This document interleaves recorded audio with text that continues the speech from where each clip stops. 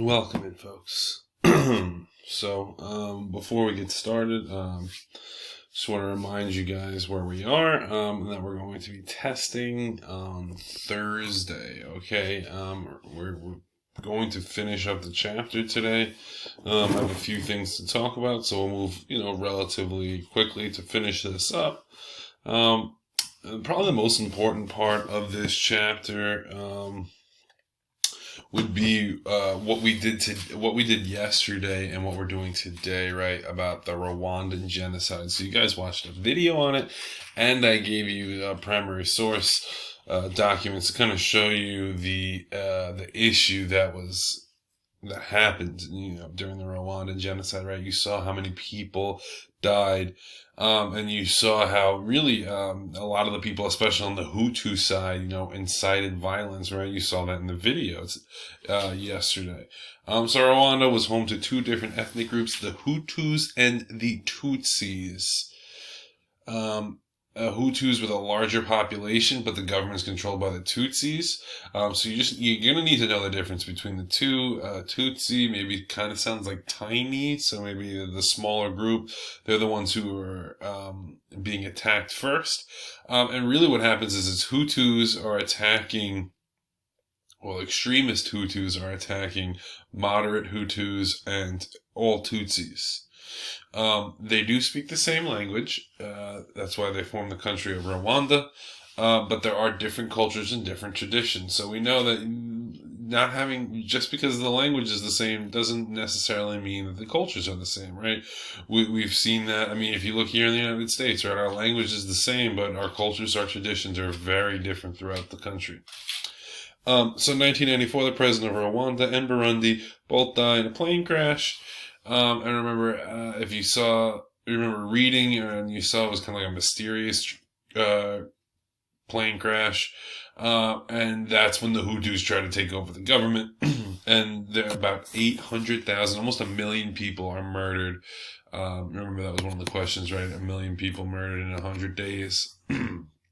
In 1994, the Tutsi army takes control of Rwanda, and the leader is put on trial in world court, right? And again, to go back to the primary source worksheet that we did, right? It talked about how if the UN had intervened and the UN had remained in Rwanda, that there would have been a change.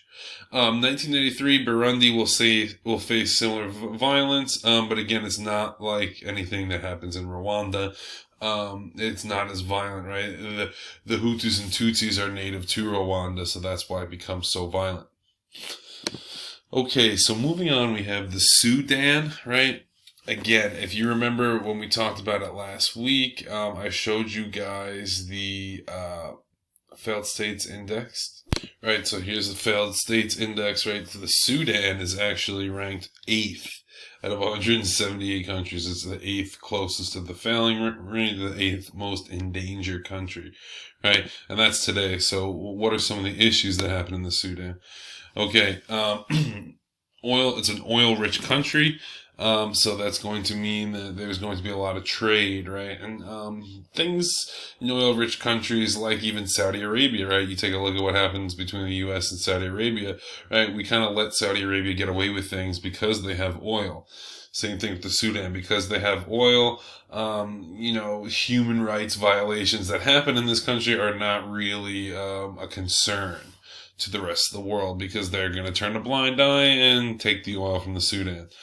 So it's dominated by Muslims who try to impose Sharia law. Remember, that is the Muslim law, and that is the idea that Muslims want a government that is based on Muslim teachings. Okay, so genocide will happen from the Muslims will end up killing all non-Muslims. So that will be a major issue.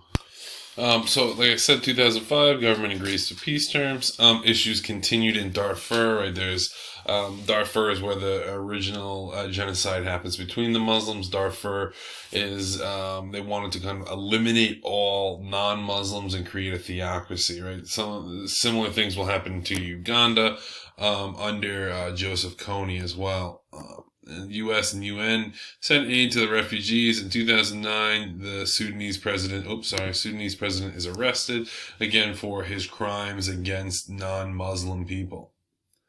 Okay, so the Sudan, number 8 on the Fragile or Failed States Index.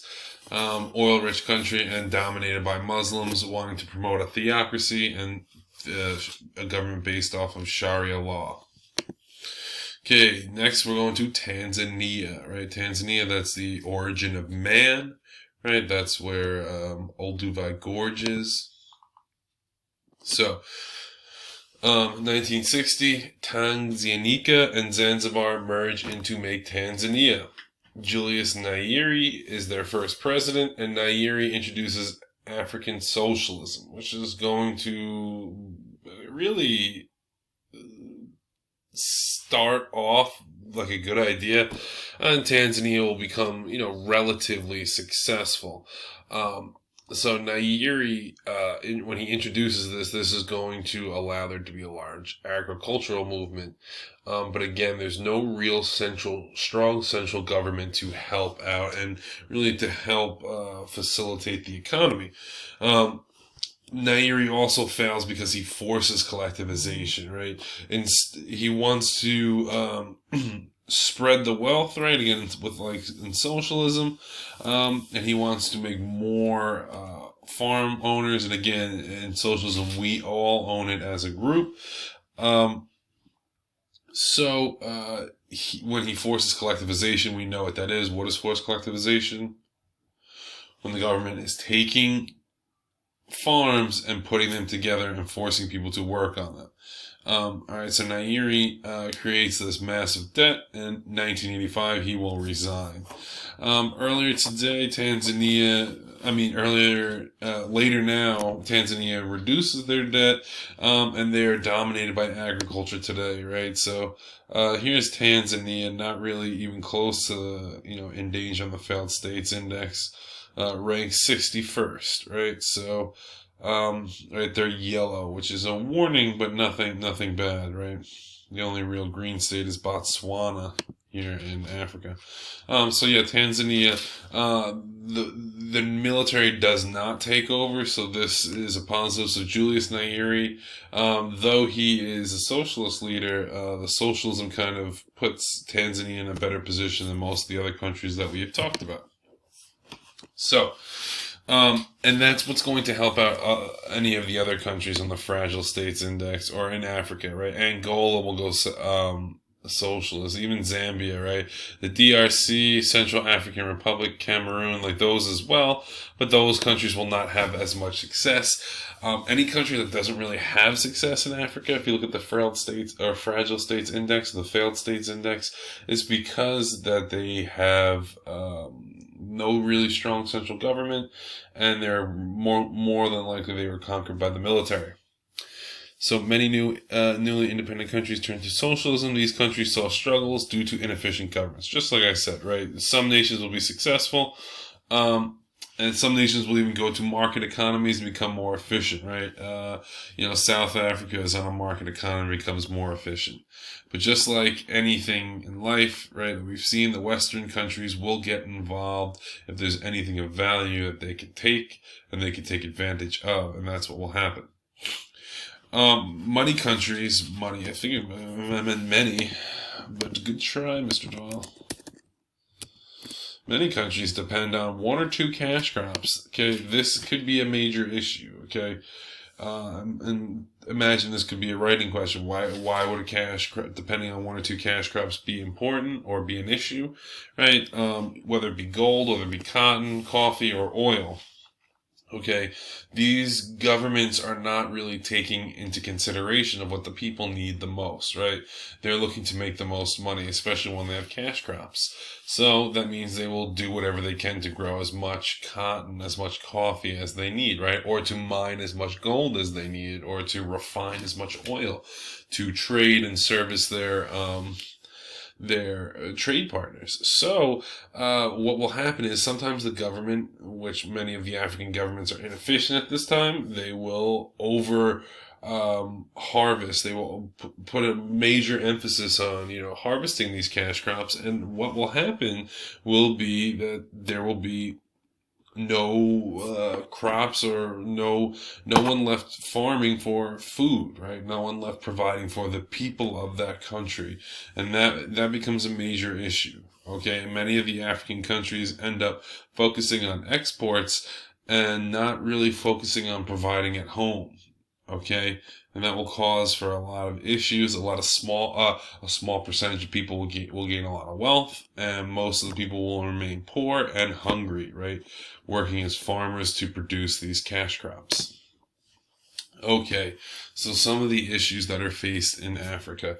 The first off is that there is a drought. Again, if you look at the middle of Africa right here, desert, right? There are rainforests in this area as well, but there are a lot of deserts. There's a lot of the Sahara's in the north, right? Kalahari down here. Okay, so there are issues throughout Africa as far as drought is concerned as well, because deserts are not conducive to growing crops, going to lead to drought. Desertification, what does that mean? The spreading of a desert. Okay, and 1980s brings on a massive AIDS epidemic, right? Again, we've talked about what an epidemic is, right? We're dealing with a pandemic right now. Epidemic meaning that it's kind of staying on this one continent, and part of the reason why is there's not enough education provided for the African people. Okay, and that really causes a major issue, okay? And AIDS will spread. People are not educated. People do not know how AIDS is spreading. And that's why, like I said before, if you look at the regions, they'll always have a question on the AIDS epidemic. And we're talking about Africa and Southeast Asia. Urbanization, again, what is that? It's everyone moving to cities, right? Many cities led to large unemployment rates, okay? If everyone's moving to the cities and there's not growing jobs for everyone, there will be large unemployments. Okay, that's just how it's going to be. And then finally, modernization, or not finally, one more after this. Modernization hurts the environment, the growth of these cities. Animals become endangered, and animals' habitats are ruined and things like that. So the constant urbanization and modernization of Africa is changing the landscape of Africa, as well as the natural habitats. And one person I did want to bring up was Wangari Maathai, right, an environmental activist, and she came up with the idea of sustainable development, meaning using things to, especially like using like water, focusing on renewable energy, right? Sustainable energy, things that will be able to sustain us for, the rest of time, instead of using limited, fossil fuels and things like that are limited, or a finite amount of goods in the world. All right, folks, that is all that we have for this chapter. All right. I'll do a Google Meet on Wednesday. If people want to have a Google Meet today or Tuesday, I'll feel it out. I'll throw a post if I get any emails that people want to meet. Absolutely, we will. If not, we will review on Wednesday, and I will have a meet on Wednesday.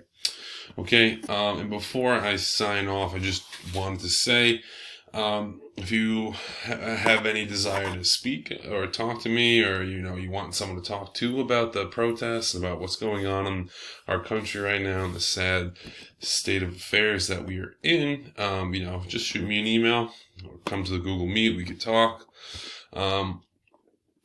It is sad that, what had happened to George Floyd, and, really hope that we as a country can be better and do better, because this is just totally unacceptable.